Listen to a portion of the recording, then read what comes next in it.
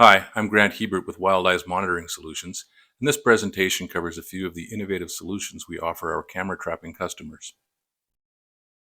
We'll start off with species detection and classification. Unlike other services that give you an AI report and then make you verify the images yourself, we do all that work in-house. Our process is simple.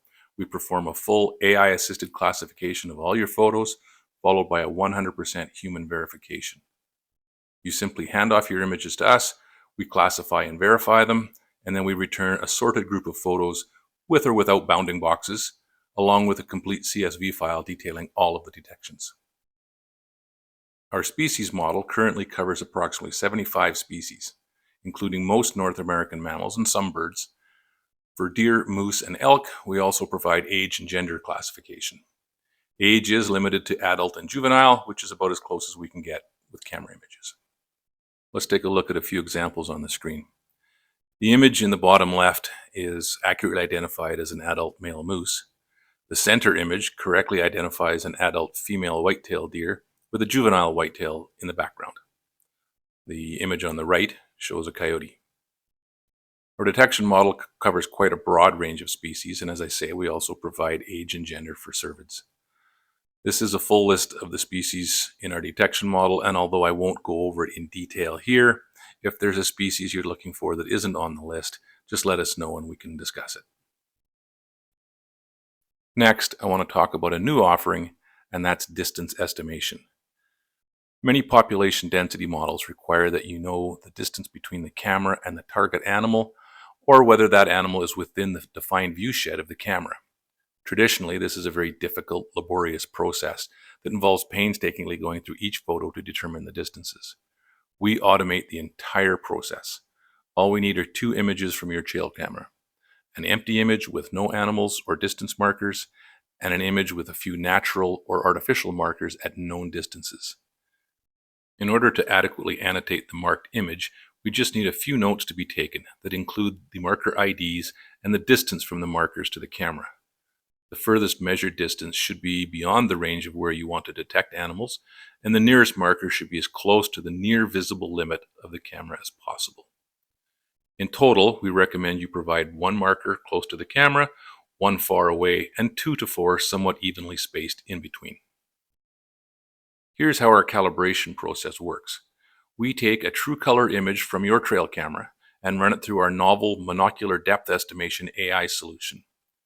This solution creates a 16-bit pseudo-colored depth map where each pixel's color indicates its distance from the camera. You're now able to view an image in depth rather than in color. Next, we use the known distances from your markers to create a calibration curve. The equation of this curve is used to adjust the entire depth map to more accurately represent the distances to each point in the image.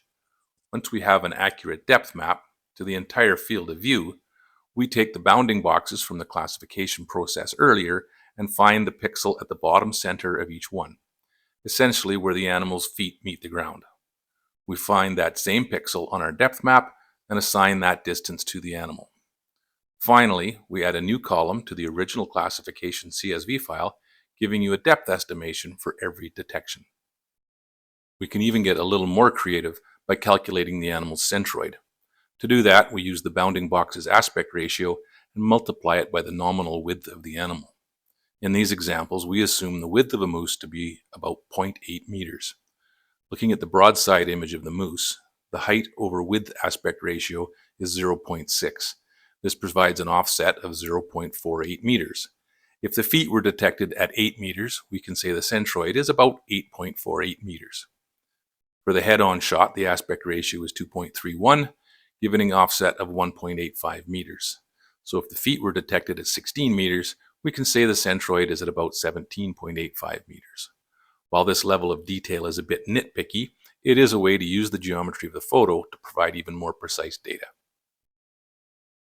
Another of our offerings that you may need, depending on your population modeling requirements, is to know the camera's actual viewable area.